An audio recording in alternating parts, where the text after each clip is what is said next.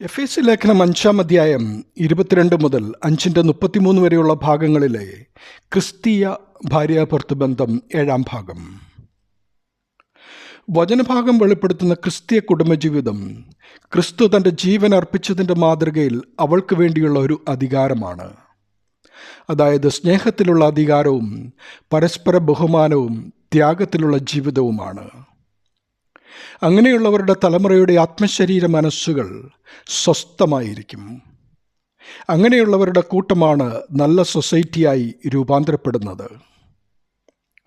എന്ത് ചെയ്താലും ശരിയാകാത്ത, യാതൊരു പ്രതീക്ഷയുമില്ലാത്ത, ഒരിക്കലും എനിക്ക് ഈ കഷ്ടത്തിൽ നിന്ന് മോചനമില്ല എന്ന് പരിതപിക്കുന്ന, വേദനിക്കുന്ന, തകർച്ചയിൽ കഴിയുന്ന അനേക കുടുംബങ്ങൾ ഇന്നുണ്ട്.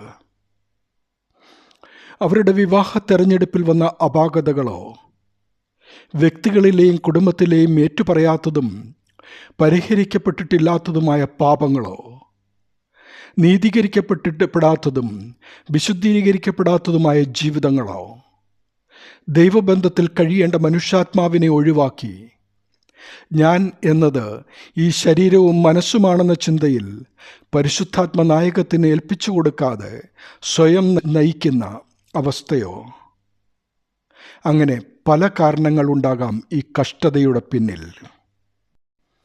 ഈ ലോകം സാത്താൻ്റെ അടിമത്തത്തിലാണ്. സത്യവിശ്വാസി നീതീകരിക്കപ്പെട്ട് വിശുദ്ധീകരിക്കപ്പെട്ട് ദൈവരാജ്യത്തിലേക്ക് പ്രവേശിക്കണം. ദൈവരാജ്യത്തിൽ വസിക്കുന്നവർ അതിൽ നിന്നും തള്ളപ്പെട്ടു പോകാതെ വിശുദ്ധി പരിപാലിക്കണം. നമ്മുടെ ആത്മാവ് ദൈവവുമായുള്ള ബന്ധത്തിൽ നാം നയിക്കപ്പെടണം. പരിശുദ്ധാത്മാവായിരിക്കണം നമ്മെ നയിക്കുന്നത്. സ്നേഹത്തിലൂടെ, പ്രാർത്ഥനയിലൂടെ, വചനമാകുന്ന ദൈവത്തെ ഉള്ളിലാക്കുന്നതിലൂടെ, അവിടുത്തെ നിശ്വാസം നമ്മുടെ മുഖത്ത് പതിയുന്നതിലൂടെ, വിശ്വാസത്തിലൂടെ, വിശുദ്ധ കുർബാനയിലൂടെ അവിടുന്ന് നമ്മിലും നാം അവനിലും, അഥവാ അവിടുത്തെ ശരീരമാകുന്ന ദൈവരാജ്യത്തിലും നാം എപ്പോഴും ആയിരിക്കണം.